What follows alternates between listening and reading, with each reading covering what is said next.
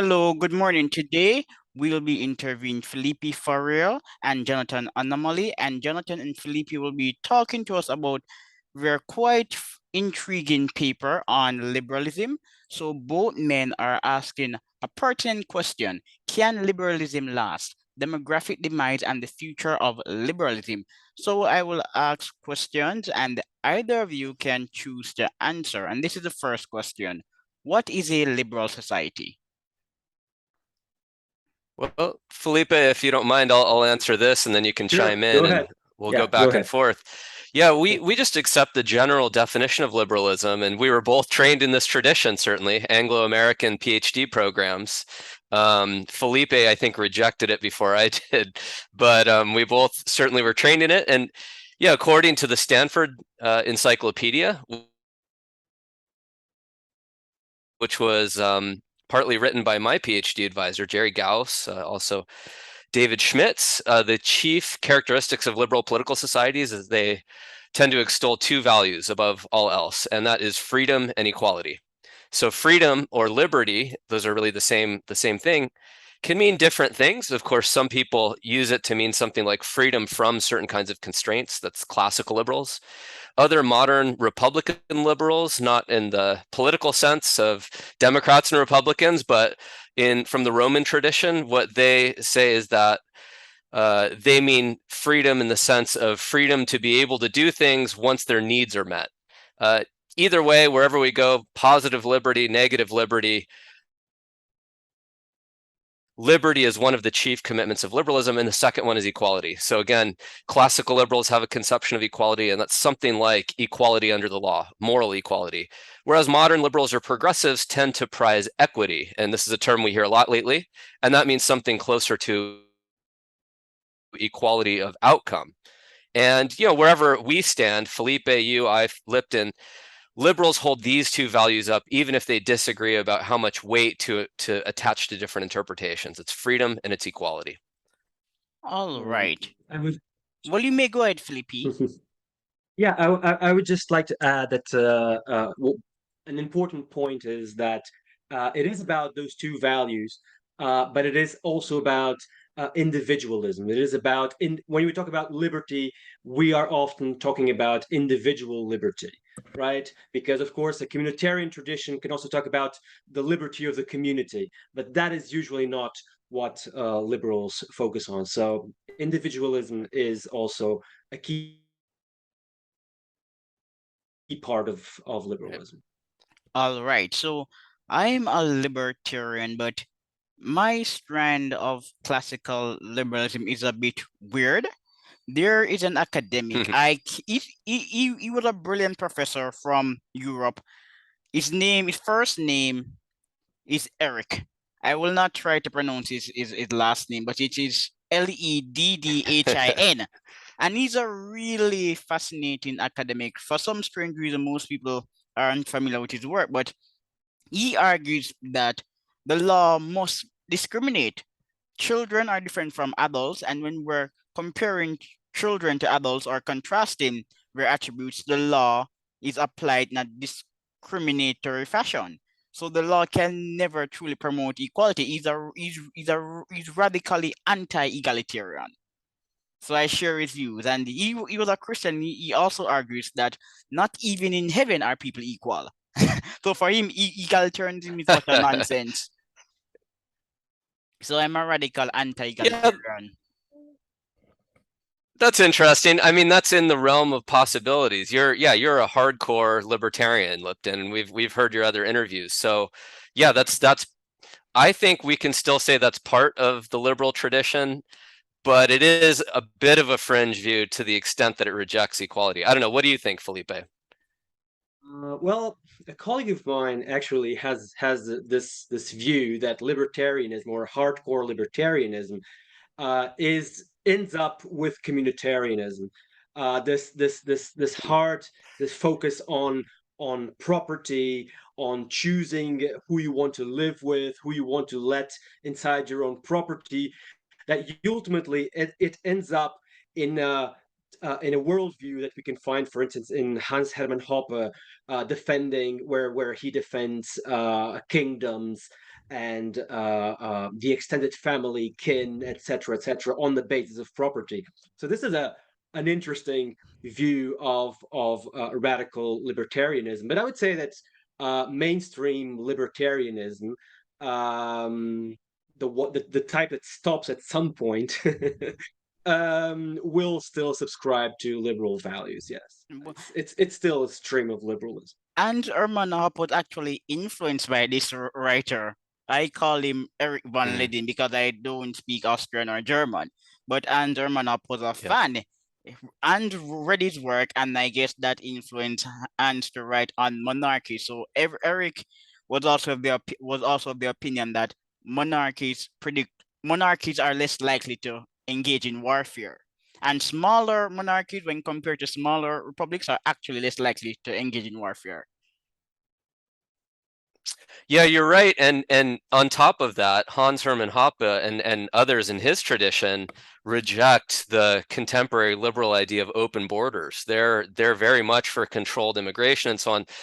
So, I mean, it is a fringe view in the sense that doesn't mean it's the wrong view, but it's certainly outside of the mainstream of modern liberalism. Let's just say that. Most modern liberals do attach some value to equality. And once you do that, you get these arguments for, well, look, if we're all equal, then one person on one side of the border and on the other, well, it's just arbitrary where they were born. So we need to open this up and let them have freedom of migration, freedom of movement for people, unless there are strong arguments against it. And you might say there are strong arguments against it, but this is more of the mainstream view, I would say. So Lipton, it's not to take away from your view or Hoppe's, but I do think, yeah, it tends to be, yours is a minority view. Let's just say that. You know that. Yeah, I know it's a minority view, but what I find interesting is that many of the older writers who people like Hopper and Eric would usually cite, that's how they thought. Yeah. So I'm wondering, when did the liberal tradition either Yeah. devolved or You're evolved? right. And And when I James speak to Buchanan, quick point, when I speak to Paul Gottfried, some of his views are also similar. So I'm wondering, when did liberalism either devolve or evolved? Because the older the professor, the less likely he is to share yeah. mainstream views. I'll add just one quick thing, and Felipe, you can chime in here. But you know, one of the great classical liberals of the 20th century, Nobel Prize winning economist James Buchanan, wrote a famous essay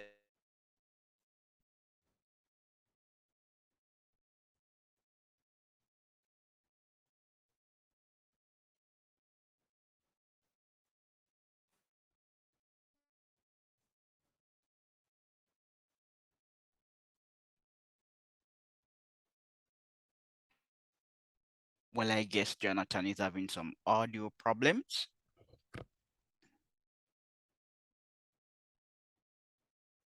All Okay, right, I so was Jonathan, temporarily the host. yeah, so Yep. Jonathan, you went away for a while. What were you saying? So you're back, Jonathan. Okay, yeah. Well, I was saying, and I'll kick it over to Felipe in a moment, but um, James yeah, Buchanan, some yes. classical liberals, You're yeah, talking about James like for Buchanan. What? example, James, that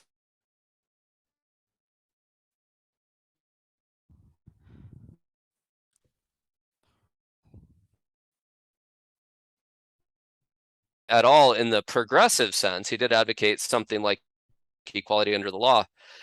But my view is this is speculative. It's likely that liberalism changed liberalism as a set of commitments, in part actually as a response to 20th century events. So, you know, early Americans and British, and that's of course where liberalism originated in Britain, they would have actually advocated something like an ethnocentric view of the state, right? They would not have had generous immigration policies.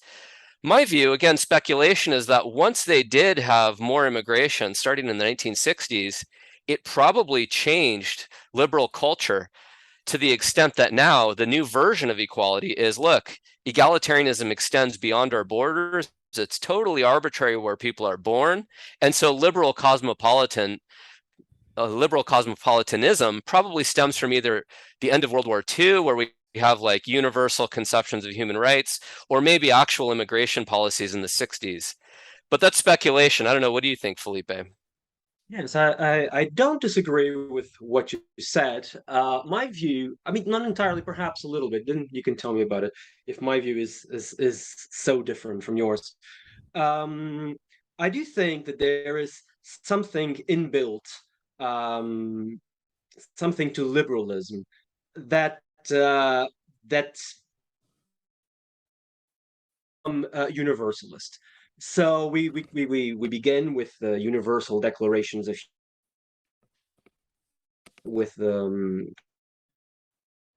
Declaration of Independence. We all hear about these values that are universal, that then in practice were not applied, and we know that that was the case. You mean like But I do slavery and think, examples like that? yes, but I Yeah. do think that with time, and if you have a certain telos, you will always be judging reality according to that telos. And those that are liberals, but somehow oppose that telos, will not have the moral legitimacy to go forward. And so I think that ultimately liberalism had to come to this point, uh, because there was an inbuilt tension right from the start. That's interesting. And so you think, on your view, something like Lipton's version of libertarianism, whether he wants it to or not, will ultimately end in something like what we see now. That's your view, yeah. Yes, Yeah, and Well, yeah, I'm actually or it shifts towards communitarianism in an interesting way, like Hoppe almost does it. well, I yeah. actually agree with Felipe because even Eric was in favor of free markets, free trade, and assimilation. So he argued that if you're on the right, you should endorse diversity. However, immigrants ought to assimilate. And Eric was radically individualistic at the same time. So what you're saying is not quite far fetched. If you place a premium on individualism and universal freedoms, it can lead to a slippery slope. Like Patrick Deneen is a critic of liberalism. People claim that it's because of John Locke why we have the transgender movement. So completely understand what you're saying.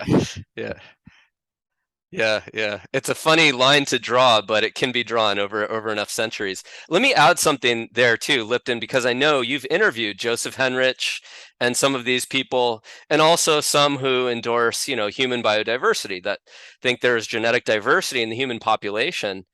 When we put those pieces together, you get a sense that if liberalism begins even with something like ethnically homogenous populations or religiously homogenous, to the extent that it evolves in ways that Felipe identified, once you start importing people who are less individualistic and maybe more clannish than Westerners, you can see it probably unravel much more quickly than it otherwise would.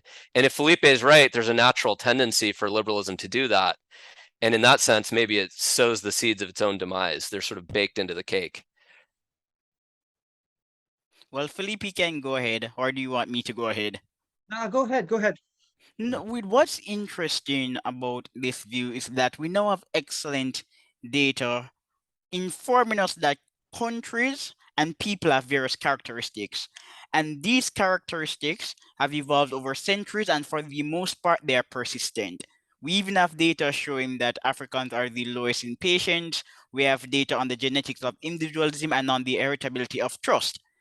And currently, multiculturalism is a big fad. So historically, Americans would encourage assimilation, but assimilation is no longer being endorsed by intellectual and political elites. And this is my reason for agreeing with people like Jonathan and Anomaly and Garrett Jones. Usually, the older studies would argue when people migrate to American or European countries, they assimilate, but this will no longer be the case. So immigration has the potential to undermine institutions. And Cato, quick point, Cato did a study arguing that immigration does not undermine institutions, but implicitly, the true point of the study is that because immigrants are negatively correlated Lipton, with we're trust. losing you. Oh, you're losing me. Okay, so where should I continue from? Yeah, Um, okay. try again. Go Go ahead. ahead. Go ahead. Yeah. Okay, so I'll go ahead starting with the Cato study. So Cato Yep. did a study showing that immigrants do not undermine economic institutions, but implicitly the real argument in that text is that because immigrants are negatively correlated with trust, there's a possibility that people become more individualistic and hence are more likely to trust local institutions. Therefore, economic freedom is promoted. So, because immigration is negatively associated with trust, people are more skeptical of of government institutions. That's what I got from the study. So, positively, economic freedom correlates with immigration via the channel of low trust. And I wrote an article on the topic for Chronicles. Mhm. Oh, yeah, that's very interesting. And as you may know, Garrett Jones has written on this topic. His early effort at this a few years ago was called "Do Immigrants Import Their Economic Destiny?" And his answer, of course, was yes. And he has a new book coming out within a couple months on that topic. So this is called The Deep Roots Literature of Economics, showing that migration patterns affect the society to which migrants go, not just for 10 years, 20 years, but for centuries. And so it's the people as much as it is the institutions. They interact to shape one another. So I agree with you on that, Lipton. Yes, let me just add that I think that what we are seeing now is neither multiculturalism, neither assimilation.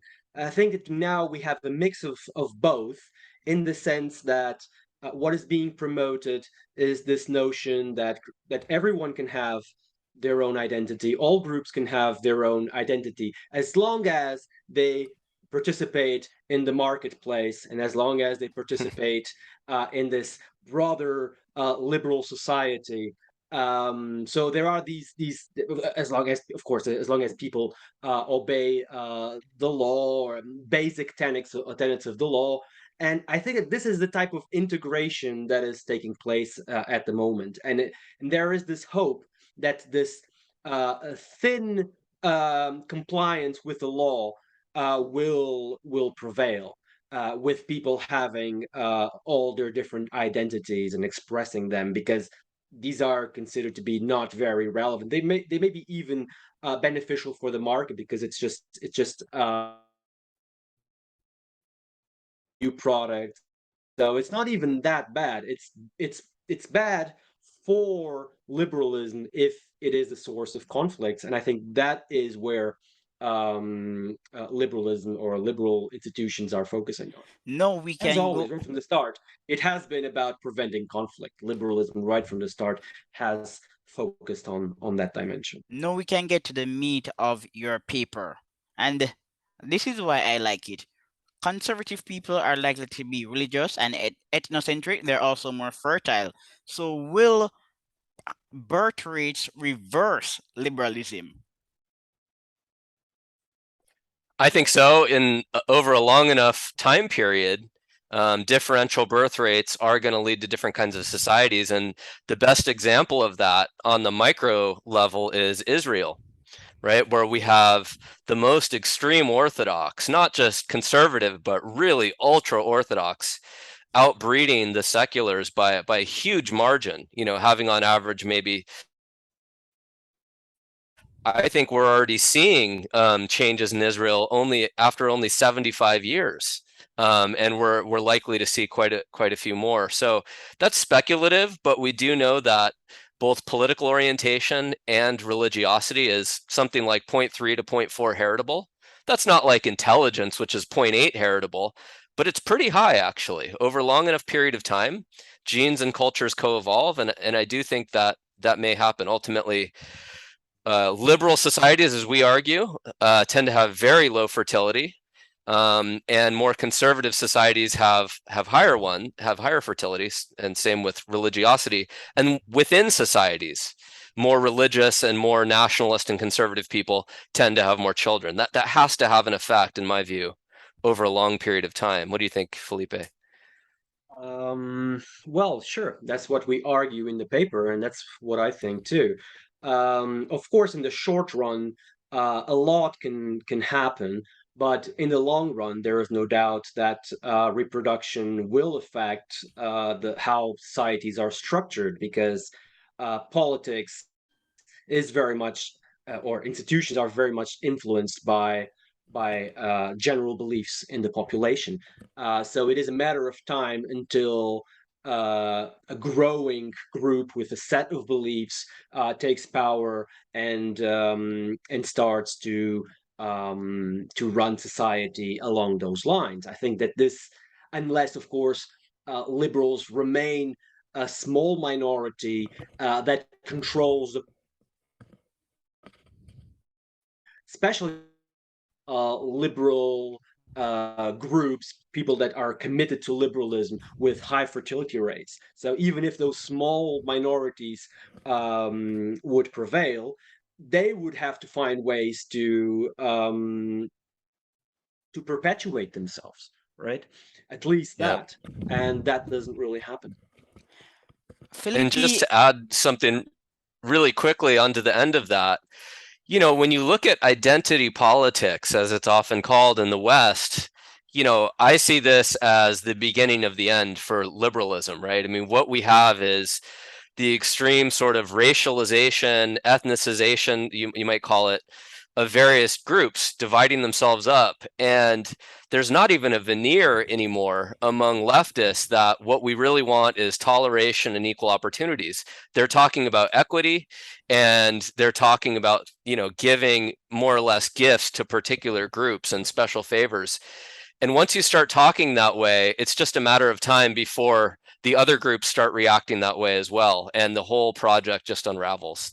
At least that's my view of how it's going to work. do you know what's odd? Well, I should not say that it's odd based on the quality of current intellectual debates, but people rarely discuss intergroup competition today. Michael Woodley of Meany, a brilliant author. I wanted him on the show, but he told me that he retired from interviews, but he's still researching. So Michael Woodley of Meany and his co-author wrote a book, Modernity and Cultural Decline. I read the e-copy, and they fixated on in-group competition. So individualism is actually positively associated with trust. In the short term, liberal societies do promote trust. They have the potential to promote trust. However, because liberal societies place a premium on individualism, this can reduce group solidarity.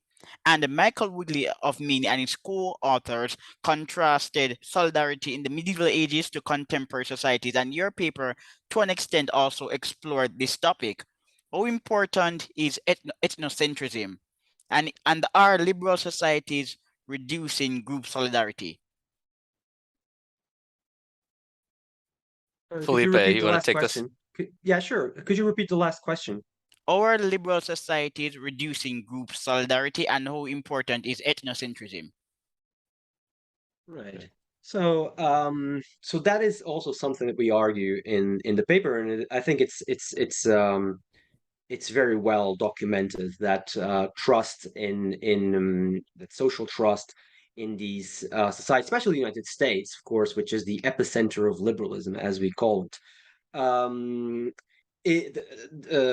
Trust in those societies, especially in the United States, is collapsing, and polarization takes place, and people no longer feel that they belong to the same project. They belong to the same destiny. They want to go um, through different paths, through different cultural paths. They want to reach different places, and when that happens, when people no longer see themselves as part of the same destiny, we are about to see this type of polarization, ethnic conflicts, class conflicts, all types of conflicts, religious conflicts eventually. So yes, that's what we argue. We argue that social trust is a product of liberalism. And I would go further. I would say that this was inbuilt. This is baked into the cake. So liberalism then does not have, not only fosters it, but doesn't have the mechanisms to deal with it. So the mechanisms would have to rely on imposing a way of life, an adaptive way of life. And that is something that liberalism will have a hard time doing without refuting itself. I agree. Yeah, And let me add something to that, if you don't mind, Lipton. So I like that Felipe added the word adaptive here, because really we're engaged in an evolutionary analysis of liberal, and we actually do that we're writing right now called Enlightened Tribalism. But whatever those views are, in a way, don't matter to this paper, because what we're arguing is liberalism ultimately is not adaptive in the literal Darwinian sense of that term. It can't last. It's not sustainable, as Felipe originally called the paper. And one thing that we do toward the end of the paper is we actually cite a document that was recently released called "The Strategic Consequences of Chinese Racism." I was just about to talk And about this that. was I was just, okay. well, Yeah, you yeah, can go ahead. good. You can go ahead. I was just about to ask you about it. Sure. Yeah. Great, great. Yeah, I mean it's a fascinating document. It was released, I guess, under some bit of pressure. Somebody took the Department of Defense to court in order to get this released. It was commissioned 10 years ago. And again, what was going on is someone in the Department of Defense wanted to sort of say, look, this is how China sees the United States. China, a decisively non-liberal state, sees the US. And I'll just quote a little bit from it because it's fascinating. So again, it's called The Strategic Consequences of Chinese Racism. And here are a couple of quotes from it. The Chinese see multiculturalism as a sickness that has overtaken the US and a component of US decline. By contrast, China is not plagued by self-doubt or guilt about its past. In China, racism, for example, will never be seen as a problem. Racism is a Western obsession and a Western weakness that many non-Western peoples have exploited. And it goes on to say, most importantly, it has led to a lack of confidence in the West, in its identity, while fracturing its cohesion and leading to doubts about what will unite it. In other words, what we have then is this is almost a causal mechanism for social trust to decline. Once you get extreme multiculturalism, extreme pluralism, where there's no sense of a common destiny, as Felipe said, it's just inevitable what's going to happen then. And in fact, the report goes on to say the Chinese don't even feel the need to intervene in the United States because they think it's going to collapse of its own internal discord. China's looking at this on 1,000-year time scale or more, not the next 5 years. So they're just going to patiently wait, according to this report, for the US to collapse. It's paradoxical that liberals assert that they're tolerant, but they also have a low tolerance for different behaviors. And let me explain what I'm actually talking about. Remember, cultural differences. Some groups place a premium on investing and saving. Some groups have time preference. Some groups are individualistic. Others are open to ideas. Some cultures are also more rational. The truth is that we live in a space where material consumption is important to Westerners, but to some non Western peoples, it really doesn't matter if they're poor. And this is my objection to CRT. Who said that black people want to be millionaires? Some of them do, but how many of them have a high tolerance for risk? Many of them do not, according to studies. Many of them are not patient people. And again, there are those who are quite comfortable with their living standards. So America is the richest and the most powerful country in the world. America is an achievement oriented and performance oriented society, but not all peoples are from countries that value achievement and performance. And if you're a liberal, you should tolerate some deviant behaviors. Some people are okay being poor. They just have a problem with you being rich. Last year, and yeah, true. I've been living in Ecuador for the last year, and they have a kind of saying that poverty is not about money; it's a state of mind. And different cultures do feel this way, and even many traditional Christians would have said something like that in Europe, right? The people who ended up settling the U.S. So it also shows that it's not just race or genes, but culture itself matters. And liberalism, yeah, it does seem to both foster and result from certain attitudes about individual achievement and individual wealth. And what I think an important part of of this discussion is that we are now finding out that richer societies are not necessarily having Right. children. They are not necessarily adaptive, and so this correlation that we thought that existed, this correlation between being wealthier and having more children and to prosper, this correlation no longer exists. It's actually the opposite. Right. So there is a case to make about being poorer Yeah. but more adaptive. There is something to say about that, and that is and so we can look at non-Western societies that are poorer than the West, and we can understand why they may resist certain trends, certain Western trends that lead to wealth, but they may instinctively or culturally understand that they are not adaptive in the long run. So this is a possibility that Yeah. is worth investigating.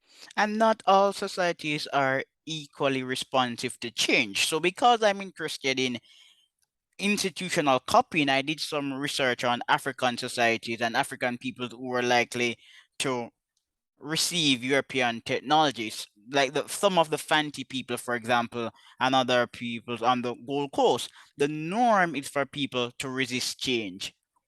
And if you don't resist change, it makes it harder for you to go beyond the learning curve. You don't want to be on the learning curve. You want to outcompete your peers. The last time when Jonathan was on the show, Bo was a guest, and we were talking about genetic distance. A big reason for poverty in the developing world is that people in developing countries are genetically and culturally different from Europeans. So if Europeans implement policies that work for European societies and can work for other societies if they change their culture, these policies may not diffuse to non-Western societies which are different worldview. And few economists are interested in tackling this problem, genetic distance. I'm more likely to copy my people with genetic and cultural similarities than to copy foreigners. Yeah, and I mean we've talked about it, and you have too, Lipton. Individualism does seem to be, according to Henrich and others, a distinctively Western trait, and that doesn't make it better or worse. You know, cultures need to be at least somewhat adapted to the kinds of people who create them and live under them. And sure, if you create a kind of individualistic constitution and you just hand it to a people in Papua New Guinea, for example, who focus on the tribe and on the family, it's not going to be good for them, and it's not going to work in the same way that it works necessarily in England. And that's not an argument that Papua New Guineans are somehow bad people or something. No. It's in fact a kind of arrogance to think everyone's exactly the same, and so they're going to respond exactly the same under the same constitutions. And this is why white nationalists, well, at least some of them are smarter than liberals, because white nationalists appreciate cultural differences. That's why many of them lobby for separation. They don't want to impose Western culture on non-Western peoples. They want to separate. That's a striking difference. Whereas Yeah, liberals it's want interesting. all of us to be alike. So white It's nationalists interesting. could be a bit more sensible than some liberals. It's not a politically correct thing to say, but it's the truth. When I speak to them via email or on the show, they make it clear we don't want blacks to become like whites. That is Right, quite right. lucid. So that is a position that is known as ethno-pluralism. Usually, people that defend a certain ethnic group or racial group, they tend to be ethno-pluralists. They tend to think that each group has its own destiny and its own. So, if we speak in evolutionary terms, each group is following its own evolutionary strategy, right? And we shouldn't try to impose the same strategy on all groups. So let's see what works. What works for one group may not work for another group, and to impose a single standard on every single group is harmful, even for all groups, perhaps. Yeah. Yeah. So black Americans, I've often argued on this show, the outcomes of black Americans are consistent with their life history pattern. It's not a debate. Yes, they're not well compared to most people in other parts of the world. Americans are doing quite well. If you're a working person in America, there's a possibility that you're richer than upper middle class people in developing countries. So Americans as a group are doing quite well, and Black Americans as a group are doing better than the average person in the world, even in Europe. We have more living space in America than in Europe. So Black Americans are doing quite well. They're just not doing as well as white and East Asian, and I have said, based on what we know Yeah. about their life history patterns, this is what we should expect. Yeah, that's certainly a possibility. And as you know, Indian Americans make by far the most income. They make double the income of white Americans. And I don't automatically think, therefore, we live in an Indian supremacy or a brown supremacist country or something. Why do Indians make more than whites or even East Asians in the US? Well, obviously, there are selection effects to immigration policies. So even apart from ethnicity, as you know, within ethnicities, there are different personality traits, different IQs, and so on. And if you systematically select from some groups certain traits, well, it's going to be no surprise if they achieve in certain ways, behave in certain ways, and so on. So, yeah, I think apart from group differences, which exist on average within groups, obviously there are big differences between so on are going to select in favor of certain traits, and depending on the traits, they're going to do better or worse within a particular country. So guys, I'm going to close this meeting to send a second link because the time is running out. Sounds good.